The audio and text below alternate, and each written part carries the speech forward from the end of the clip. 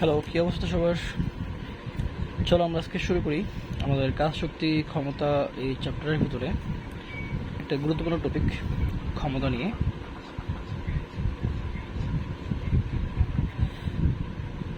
ক্ষমতা ইংরেজি হচ্ছে পাওয়ার।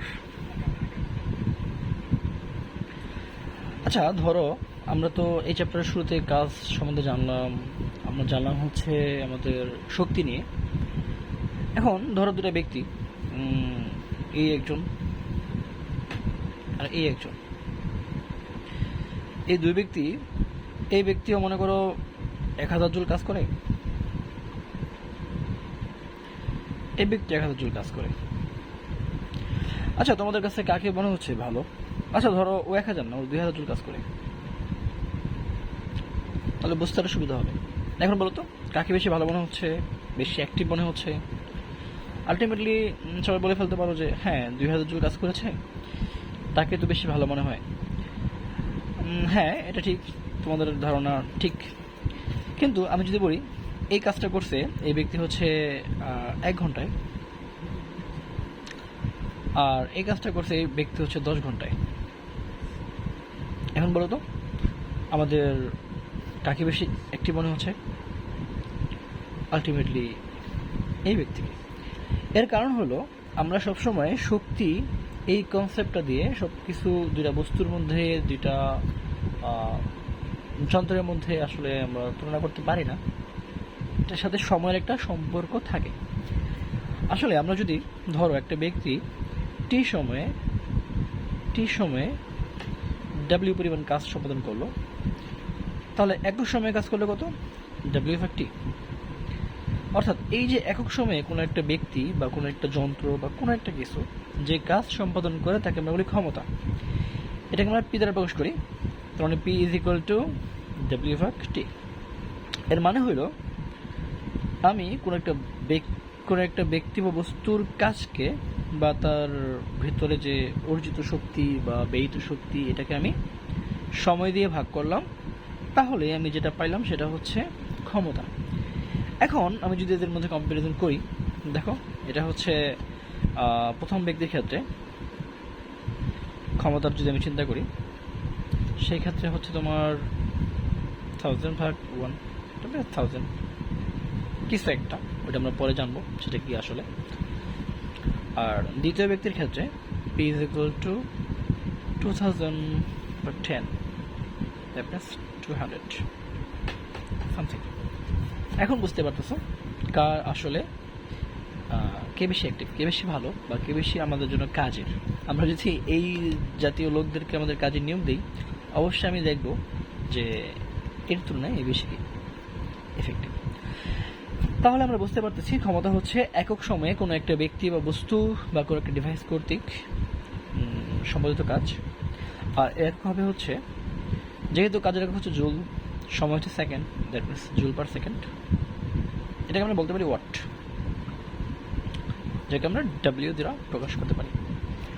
আই থিঙ্ক বুঝতে পেরেছ? তাহলে ক্ষমতা সম্বন্ধে আমাদের আইডিয়া ক্লিয়ার হয়েছে। এর একক মাত্রা, একক তোমরা বুঝতে পারলাম, মাত্রাটাও ঠিক সেভাবে বের করতে পারবা। যেভাবে তোমাদের কাজের মাত্রা দেখানো হয়েছে, জাস্ট ওইটাকে সময় দিয়ে ভাগ, সময়ের মাত্রা টি দিয়ে ভাগ করবা, দ্যাট মিনস তোমরা কী করবা? ক্ষমতার মাত্রাটা পেয়ে যাবা। এখন আমরা একটু একটা গুরুত্বপূর্ণ বিষয় নিয়ে একটু কথা বলি, সেটা হচ্ছে এই ওয়াট, এটার আসলে কয়েকটা ব্যবহারিক একক আমরা দেখতে পাই। সেটা হচ্ছে horse power, 1 HP, that means horse power. ধারণা করা হয় একটা হর্স এই পরিমাণ ক্ষমতা ধারণ করে, এই পরিমাণ ক্ষমতা তার আছে। সেটা হচ্ছে 743 ওয়াট।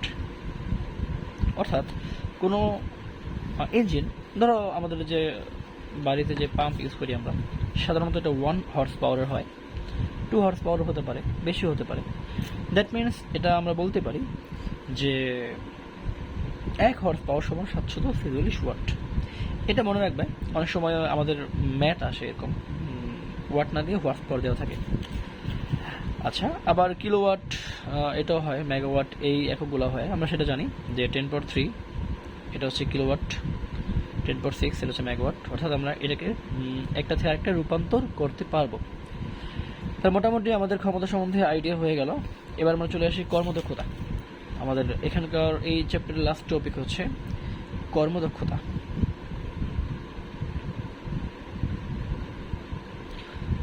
ইফিসিয়েন্সি, এটাকে আমরা ইটা দ্বারা প্রকাশ করতে পারি। ইটা ইজ ইকুয়াল টু লভ্য কার্যকর শক্তি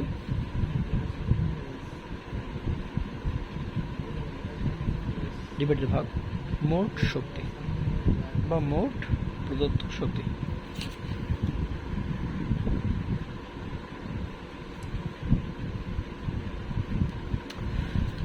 তোমরা একটা জিনিস দেখতে পাচ্ছ যে আমরা লভ্য কার্যকর শক্তি মানে হচ্ছে যে শক্তিটা আমি কোনো একটা ডিভাইস থেকে পেলাম। ধরো আমি একটা পানির পাম্প থেকে আমি কোনো একটা কাজে তাকে নিয়োগ করেছি, পানির পাম্পকে যেটাকে ব্যবহার করতেছি।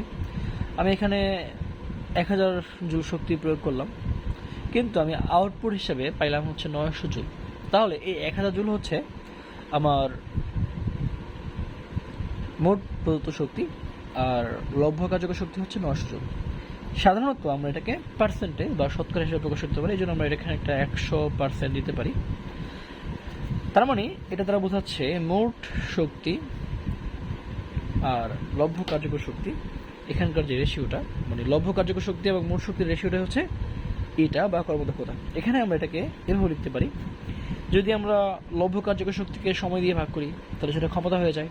ঠিক নিচে আমি সময় দিয়ে ভাগ করতে পারি, সেটাও ক্ষমতা হয়ে যায়। আমি লিখতে পারি লভ্য কার্যকর ক্ষমতা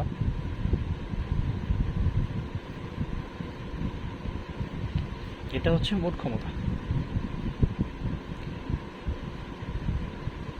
অর্থাৎ ধরো তোমার একটা 60 ওয়াটের একটা বাল্ব আছে, সেই বাল্বের মধ্যে লেখা 60 ওয়াট, তাহলে আমি ধরে নিচ্ছি সেই 60 ওয়াট তোমার হচ্ছে মোট শক্তি, সে তাকে দেওয়া হচ্ছে।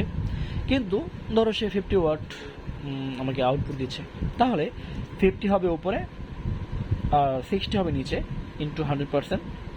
এটা দ্বারা বুঝবো আমরা এটার কর্মদক্ষতা, এফিসিয়েন্সি। মনে রাখবা কোনো বস্তুর এফিসিয়েন্সি 100%-এর উপরে হবে না। আসলে বাস্তবে 100% এফিসিয়েন্সি পাওয়া সম্ভব না। মোটামুটি 90% বা তার উপরে যদি আমরা পাই, এটাকে আমরা অনেক ভালো একটা ডিভাইস বলতে পারি, কারণ এটার এনার্জি কনভার্সন রেট অনেক ভালো। মোটামুটি 70, 80, 65 পাওয়া যায় অ্যাভারেজ। যদি এর নিচে হয় ভ্যালু, আসলে এটাকে আমরা মানে অত ইফেক্টিভ বা এফিসিয়েন্ট বলি না, মানে তার কাজে পরিণত করার সক্ষমতা কম। অর্থাৎ আমি তাকে যে শক্তি দিচ্ছি সে কাজে পরিণত করতেছে কম। ধরো আমার একটা মোটরসাইকেল আছে, এই মোটরসাইকেলের ইঞ্জিনের মধ্যে আমি কিছু ফুয়েল দিচ্ছি, তাকে যে এনার্জি আমি মানে সাপ্লাই দিচ্ছি, তো সে ওইখান থেকে বেশি আউটপুট দিতে পারতেছে না, কম দিচ্ছে।